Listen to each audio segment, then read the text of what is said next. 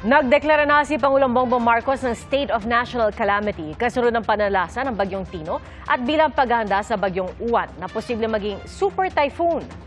Mahigit 13 milyong piso ang naitalang halaga ng pinsala sa agrikultura. Batay po yan sa datos ng Department of Agriculture mula sa Western at Eastern Visayas. Saksi si Mariz Umali. Malakas ang agos ng tubig pero di nagpatinag ang mga tauhan ng Philippine Coast Guard sa Puerto Princesa City sa Palawan. Bahagi yan ng rescue operations sa Barangay Lukbuan sa kasagsagan ng Bagyong Tino kahapon.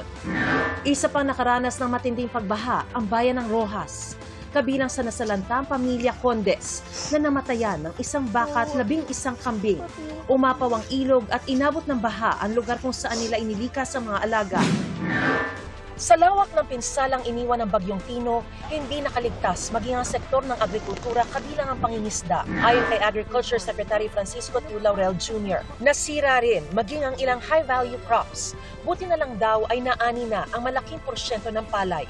We're already almost 90% harvested all over nationwide. Ang sugar may tama ng konti due to flooding and it's very unusual nga na naging flooded areas dun sa Negros, no? Mas malaki yung tama sa high-value crops in isolated places. Pero ang mas nasalanta raw ay ang mga palaisdaan at mga gamit ng mga namamalakaya. We are also ready to deploy yung mga Bureau of Fisheries vessels to assist them and rebuild their vessels and yung kanilang mga bigay ng fishing gears, mga payaw. Minomonitor na raw ng DA ang mga presyo ng produktong pang-agrikultura sa mga rehiyong pinaka-apektado.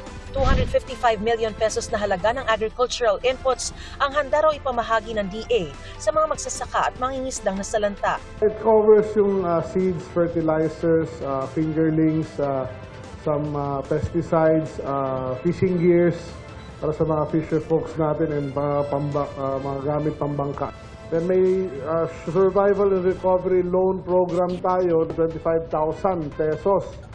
Loanable amount, payable in 3 years para maka-replant sila, makabangon. Tutulong din ang Department of Agrarian Reform.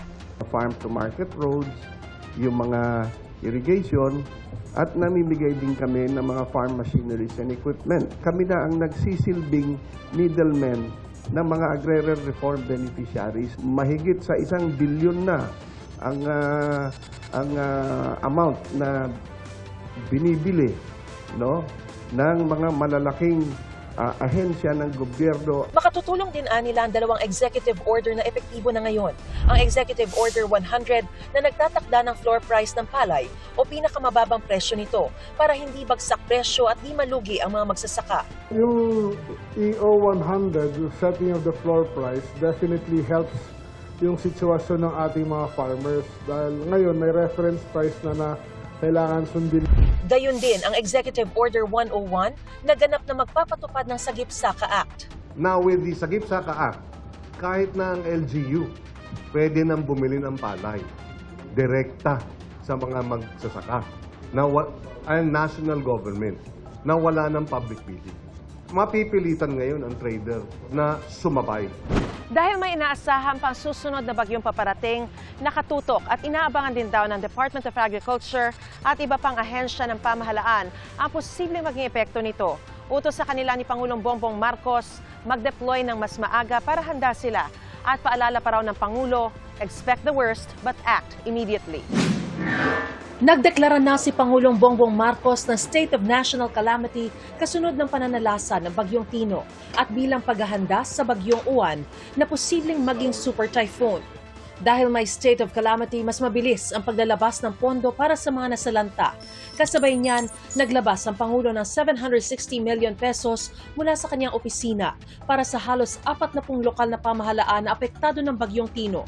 Pinakamalaki ang matatanggap ng Cebu, Capiz, Surigao del Norte, Iloilo, Bohol at Negros Occidental na tig 50 million pesos.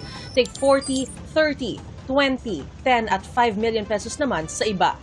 Para sa GMA Integrated News, ako si Mariz Umali ang inyong saksi. Mga kapuso, maging una sa saksi. Mag-subscribe sa GMA Integrated News sa YouTube para sa iba't ibang balita.